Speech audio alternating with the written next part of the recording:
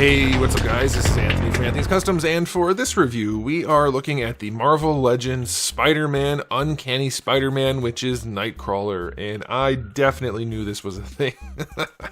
Okay, when I make the joke that everybody is Spider-Man now, I didn't think it was actually everybody, but I'm starting to think that might be the case. I know there are some of you who are going to be like super familiar with this version of Spider-Man where he's Nightcrawler, or this version of Nightcrawler where he's Spider-Man. I don't know which is the right way to say it. Does he still do webs?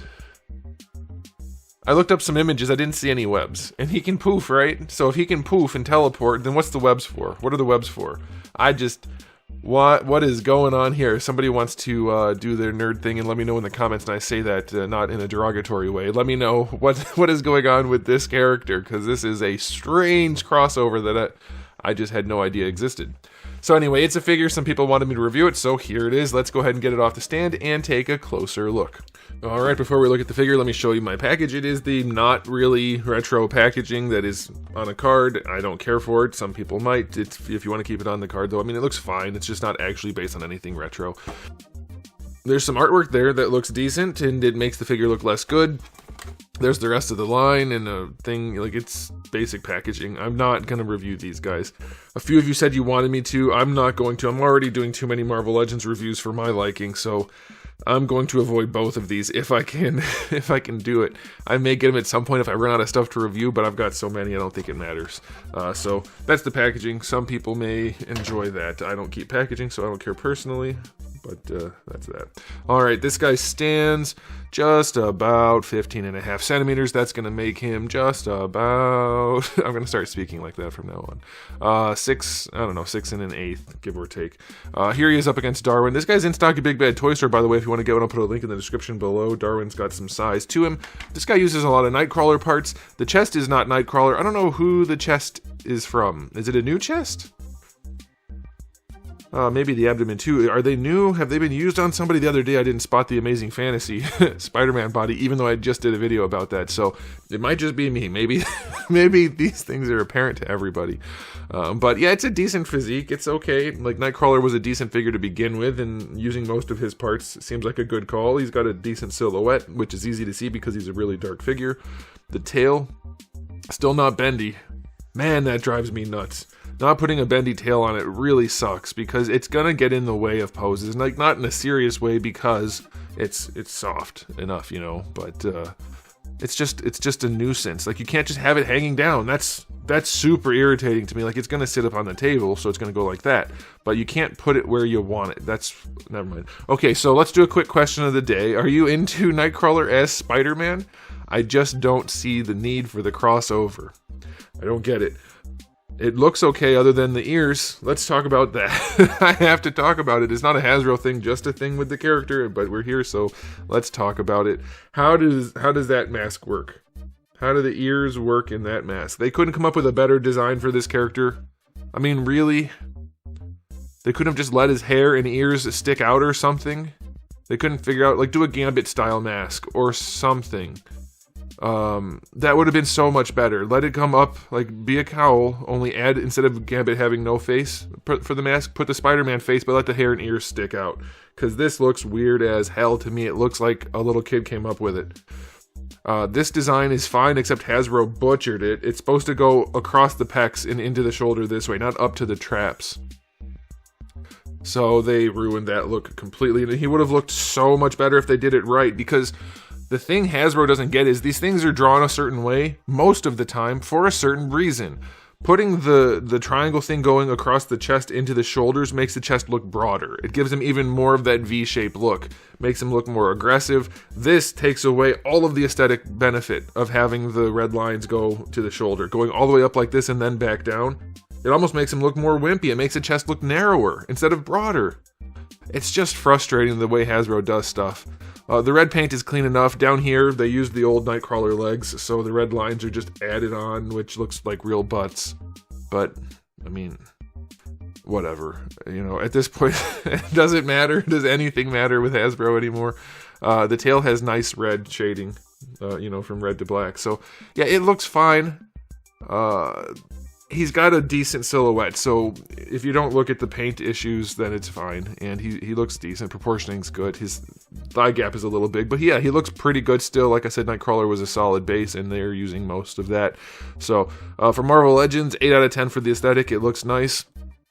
No real issues other than this paint job. They did it, I'm guessing, because it was hard for them to paint across the chest where the butterfly is, but they ruined the look. So anyway, accessory wise, he's got 2 fist hands and 3 alternate hands. Those seem fine, and he comes with the sword, the lamest looking sword ever. This looks like a Lego sword just blown up, so that's kind of funny.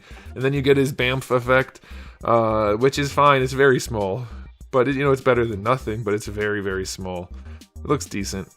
7 out of 10 for accessories, no real issue there. I guess they could have done an unmasked head. That would have gone a long way, because I know I've seen this version of him without a mask on at some point. When I was looking up something about this guy, I saw that. So that would have been cool. But yeah, accessories are fine. Now let's see if he can actually pose. He should, because he could before, and I think the torso is not... I mean, the torso is not his, because he doesn't have the V-shape thing, but whatever the torso is, we're going to see if it works. Ooh, those ears are very pointy. Ow. That was surprisingly pointy. He looks up nicely, looks down nicely, because it's the old style joint. Very loose. He's floppy on that ball though. Dang. But yeah, basically no wiggle, so it's just rotation and, like I said, the antiquated joint. The butterfly on this guy, let's see. That's as far back as it goes. So not the most range going back at all. This is not a good looking butterfly either as far as butterflies go. Going forward, very little range, so it is just enough to say it has a butterfly. It's not the worst one we've ever seen, but it is not a particularly good one. So if you're really into butterfly joints, you may want to hold off on this. Shoulder joint works really nicely, goes all the way up, full rotation, of course. Bicep swivel is fine, double jointed elbow, no problem, good range. Wrists have a swivel and a hinge. The sword hand, let me check. Yeah, it has a vertical hinge, so that's good. That's good. He's not super gummy, so that's nice. We're still using ab crunches.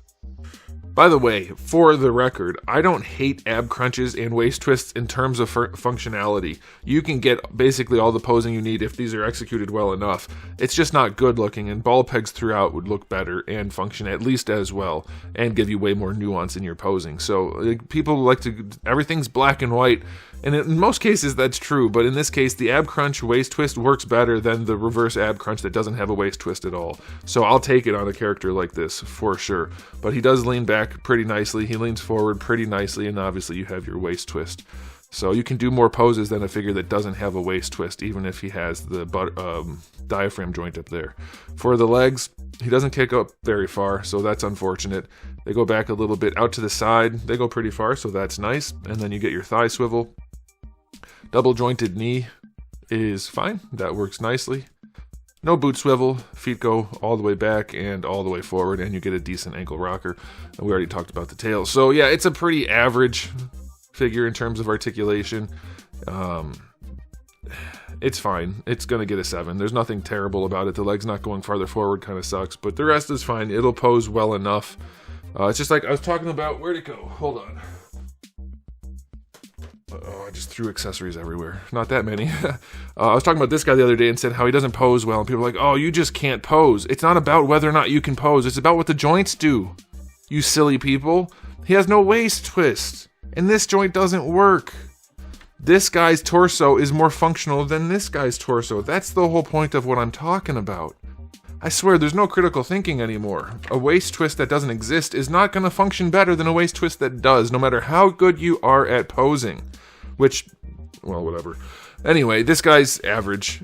He's fine. He's, I guess, slightly better than average because he's got a decent base body, but it's nothing special. For Hasbro Marvel Legends, it's maybe going to stand out a little bit. So I'll say 8 out of 10 for the overall rating because it uses a lot of decent parts and it comes with a decent spread of accessories. But that's it. It's not like it's anything groundbreaking. It's a mostly black figure with not the best applied paint job and average articulation. So let me know what you guys think in the comment section below. But that's it for me. So thanks for watching. If you enjoyed the video, please do give it a thumbs up. If you didn't, give it a thumbs down. And if you haven't subscribed, you should. I have new videos just about every single day and thousands already on the channel. So make sure you come back for all of that. And in the meantime, keep collecting.